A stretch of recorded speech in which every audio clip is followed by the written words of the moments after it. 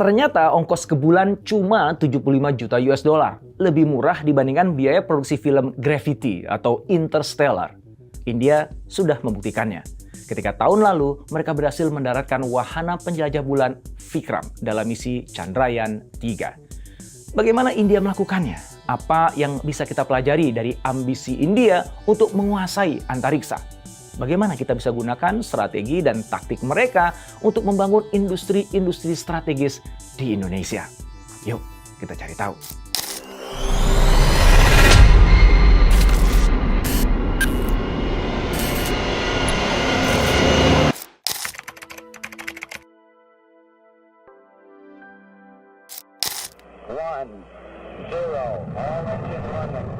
Pada tahun 1960-an, dunia dilanda demam penjelajahan ruang angkasa. Negara-negara besar, khususnya Amerika Serikat dan Uni Soviet, berlomba mengeksplorasi luasnya ruang angkasa. Nama-nama seperti Yuri Gagarin dengan Vostoknya dan Neil Armstrong dengan pendaratan Apollo-nya di bulan menghiasi pemberitaan global pada waktu itu.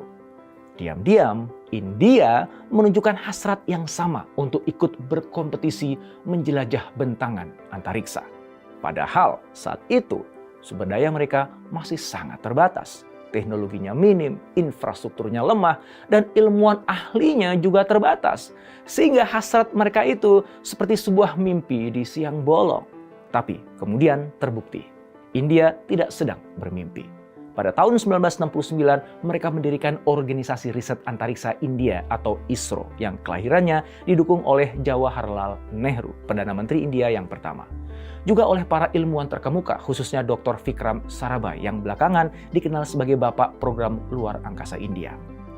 ISRO mengemban misi memanfaatkan teknologi luar angkasa untuk pembangunan nasional dengan fokus pada pengembangan komunikasi, pengamatan bumi, dan meteorologi. Bertahun-tahun lamanya ISRO berjibaku mengembangkan program luar angkasa. Sampai akhirnya di tahun 1975, India membukukan catatan sejarah penting, sekaligus menancapkan tonggak ambisi mereka menjelajahi antariksa. Mereka berhasil meluncurkan satelit Aryabhata dengan menggunakan roket buatan Uni Soviet.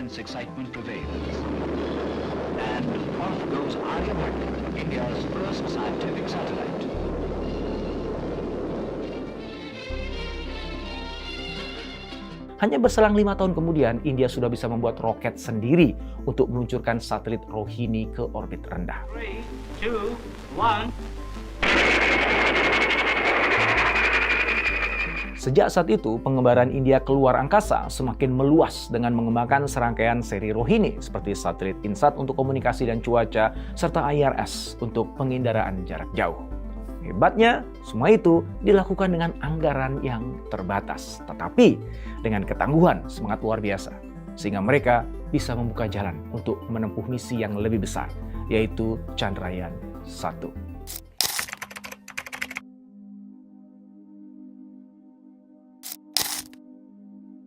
Pada tahun 2008, India berhasil meluncurkan Chandrayaan-1 dan sejak itulah mereka menunjukkan kemampuannya yang hebat dalam mengeksplorasi ruang angkasa. Sebab meskipun tergolong wahana antariksa sederhana, Chandrayaan-1 berhasil mendeteksi jejak air es di permukaan bulan. Itu temuan yang sangat berharga bagi masa depan eksplorasi ruang angkasa. Meluncur kemudian Chandrayaan-2 pada Juli 2019 dengan misi yang lebih ambisius. Mereka mengirim wahana pengorbit, pendarat, dan penjelajah untuk bisa mencapai kutub selatan bulan.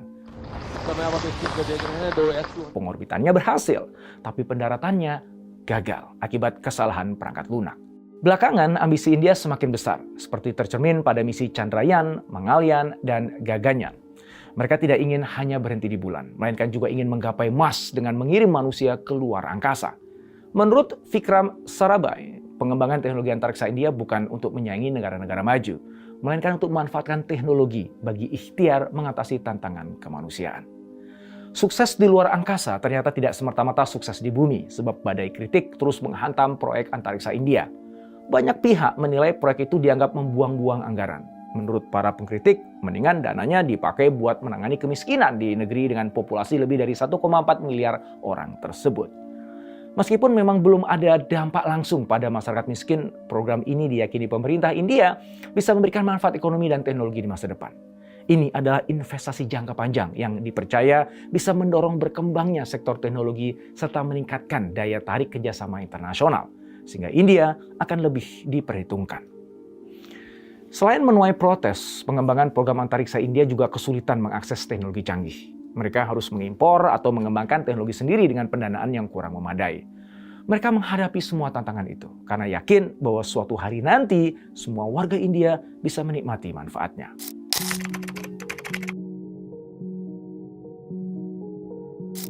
Negara-negara besar punya teknologi canggih dan anggaran yang besar, sedangkan India harus berkutat dengan berbagai keterbatasan. Akses ke teknologi canggih seringkali terhambat tembok geopolitik dan regulasi nasional.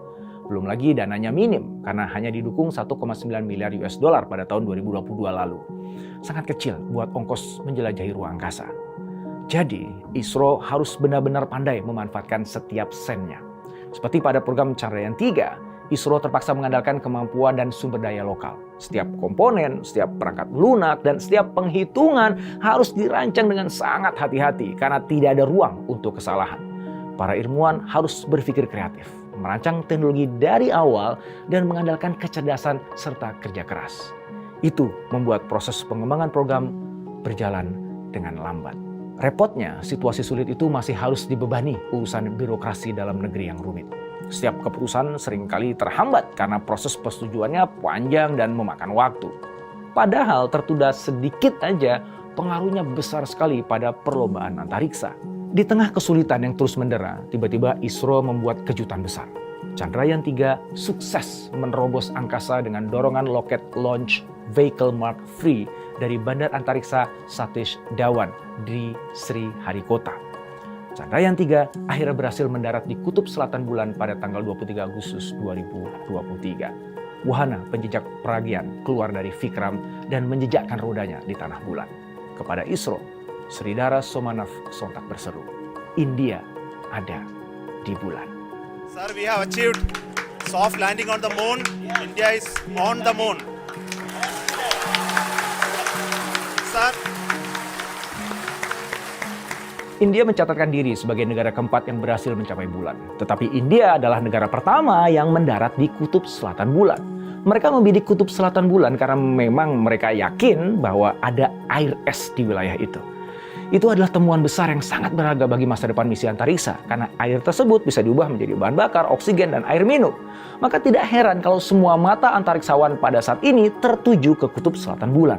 Banyak negara ingin menjadikannya pangkalan transit menuju Mars dan tujuan eksplorasi lainnya. Tahu nggak berapa biaya yang sudah mereka keluarkan?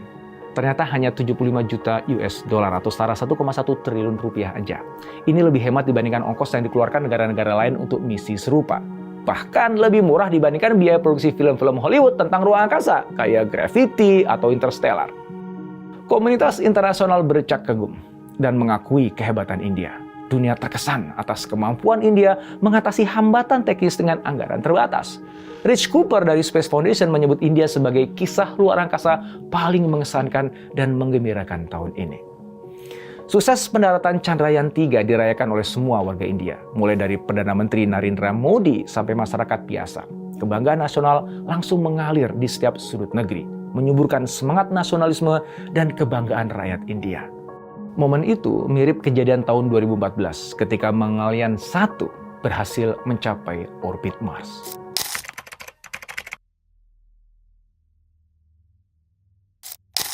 Di balik layar ada Ketua ISRO Sridhara Somanath bersama ratusan ilmuwan serta insinyur yang bekerja tanpa lelah, termasuk Profesor Jayant Narlikar yang mengenang masa-masa awal program antariksa bersama Vikram Sarabhai.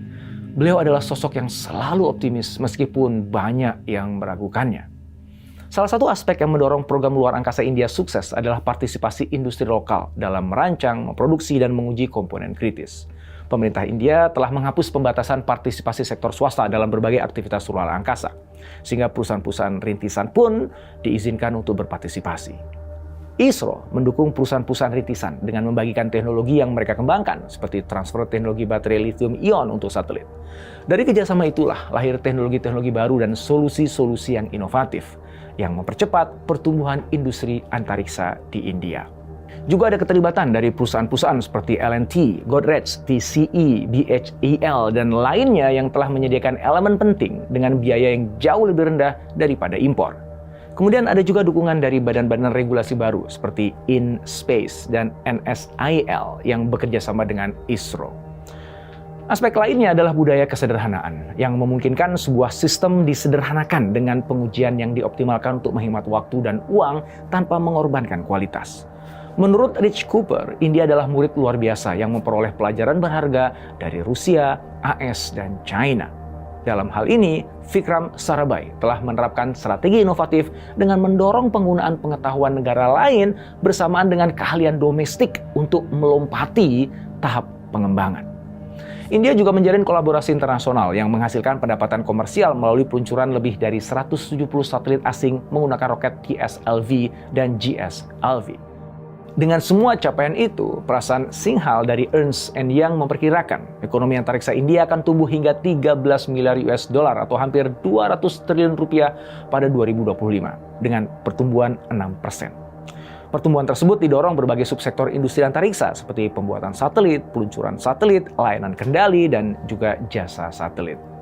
Sementara itu, Ian A. Christensen dalam buku Space Technologies for the Benefit of Human Society and Earth tahun 2009 menyebutkan bahwa fokus program antariksa India bisa jadi model bagi negara-negara berkembang. Untuk bisa mencapai tujuan pembangunan yang lebih luas, program antariksa harus memberikan manfaat langsung pada masyarakat. Jadi tidak semata-mata hanya mengejar teknologi canggih, melainkan juga memperhatikan manfaat langsung bagi rakyat. Sedangkan Laura Forsyth, seorang analis industri antariksa, menyatakan bahwa ambisi ISRO akan semakin besar setelah berhasil mendaratkan Vikram. Ini adalah prestasi yang hanya bisa dicapai oleh sedikit negara. Bahkan beberapa negara tetap gagal, walaupun mereka sudah sering melakukannya. Contohnya Rusia yang pada tahun 2023 gagal mendaratkan misi Luna 25. Padahal di saat yang sama, Vikram justru sukses mendarat di bulan. Apa yang dikatakan Forsyth ada benarnya, karena setelah misi Chandrayaan-3 sukses, India langsung menggarap misi Aditya L1 ke matahari. Aditya L1 diarahkan untuk bisa menjelajahi titik L1 yang berjarak 1,5 juta kilometer dari bumi dengan waktu tempuh 4 bulan. Tujuannya untuk lebih memahami radiasi matahari yang berpengaruh terhadap satelit dan iklim bumi. Satelit ini direncanakan parkir di titik Lagrange yang stabil, yaitu sebuah titik keseimbangan antara gravitasi bumi dengan matahari, sehingga bisa menghemat bahan bakar. Dari situ, para ilmuwan bisa melihat matahari langsung, sambil memantau cuaca antariksa dan memperoleh data tentang angin matahari yang mempengaruhi tata surya. Biaya misi Aditya L1 hanya 46 juta US dollar atau sekitar 700 miliar rupiah saja. Lebih murah dibandingkan biaya misi serupa yang dikeluarkan negara lain. India kembali menunjukkan bahwa dengan biaya yang lebih terjangkau, mereka tetap bisa berinovasi. Mereka punya para insinyur yang handal yang bekerja dengan gaji yang lebih rendah, tetapi skill yang nggak kalah hebatnya.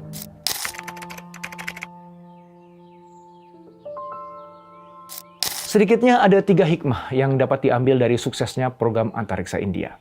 Pertama, tentang pentingnya membangun konsensus nasional untuk proyek ambisius apapun, seperti proyek antariksa misalnya.